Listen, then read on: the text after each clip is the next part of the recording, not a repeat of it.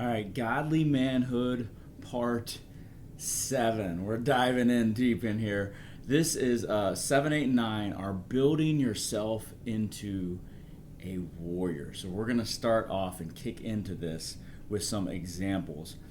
Because I believe that so many people are fixated on the end result of successful people and have no idea what it takes to get there.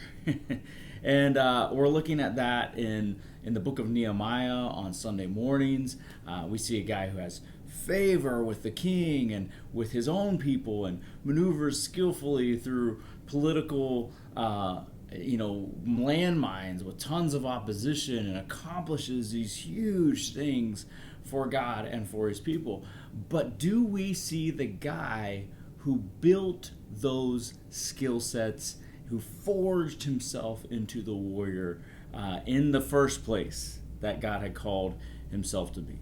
So along those lines, I'm a track and field guy, and I don't want to study 2016 Usain Bolt at the height of his popularity with millions of dollars and everyone wants to be like him. No. I want to study 2006 Usain Bolt, who didn't make it to some pro races regularly, or 2007 Usain Bolt, who lost badly at the World Champs and got schooled by Asafa Powell and Tyson Gay that year. How did that guy respond?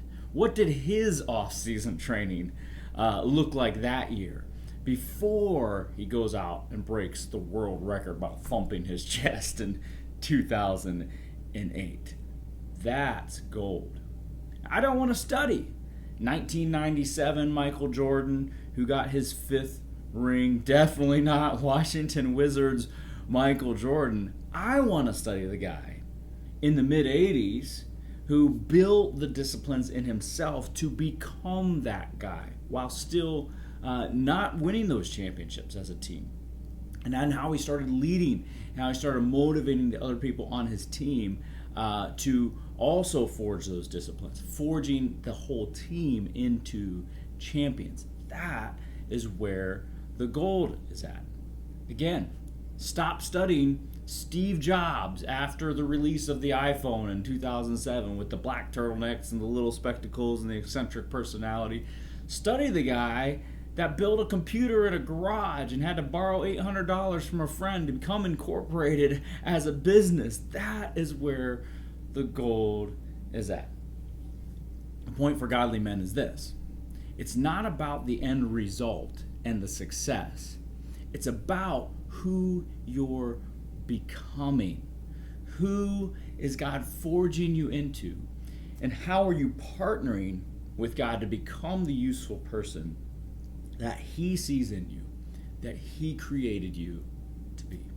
Now, as a minister, I'm not interested in the details of Reinhard Bonnke, who pulled off crusades that led 75 million people to the Lord. As cool as that is, I am more interested in the Reinhard Bonnke as a child, who was this brooding, rebellious kid in Germany in the years following the fall of Nazism, whose mom called him out with a word of knowledge about his sin.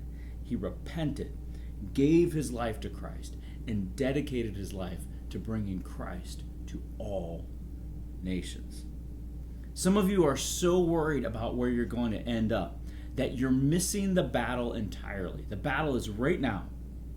It's in your disciplines, it's in your secret place, it's in your devotion, it's in your hard work. So we're going to start into some principles to build yourself into a warrior. And here's the first one. A warrior needs a battalion, community, other warriors alongside. You are useless on your own. A Lone Ranger warrior strikes zero fear in the enemy, but you, together with the people of God, empowered by the Spirit of God, are dangerous. You can have a reputation in hell like Paul did. You can thwart the plans Satan has for your life and for the lives of those around you. Get together with your battalion, your squad, your platoon, your company, and start winning battles together. Build yourself into a warrior by building your godly community, your circle.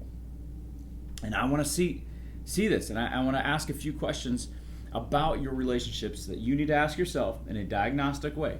All right? Who's the guy in your life that if crap hit the fan, you'd pick up the phone and call? If you don't have an answer to that question, it's not good. Who's the guy in your life that if something goes awesome, you'd pick up the phone and call? Now, if you can't answer those questions, you need to work on your circle, your friendships. Some more diagnostics. If you have not been the butt of a joke recently, you need friends. Your circle is too small. If you don't have people that call you by your first name, just call you pastor or boss or sir or mister or dad, you need friends. Your circle is too small. Do you have mentors in your life who can say no to you? Do you have a life-giving hobby? What do you do for fun? If you say family and church, you're stuck. You need other men in your life, other men from your church community. And I've been relentlessly pursued in this by our ministry, our men's ministry leader, Andy Bailey, because I need this. And as an introvert, it's not normal, it's not natural for me, but even introverts need it.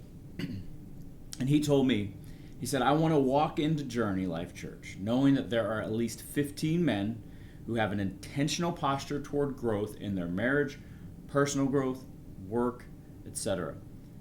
So, a couple more. Have you lost your capacity to dream? What needs to be restored for that? Now, men make friends shoulder to shoulder, right? As iron sharpens iron, so one man sharpens another. Women make friends face to face more easily, right? And you need friends in your life, shoulder to shoulder, face to face, all of it. But bottom line is you need a battalion, a community, other warriors beside you. Connect with the men around you, the men beside you. So we're going to get into the next video and we're going to talk about what warriors need.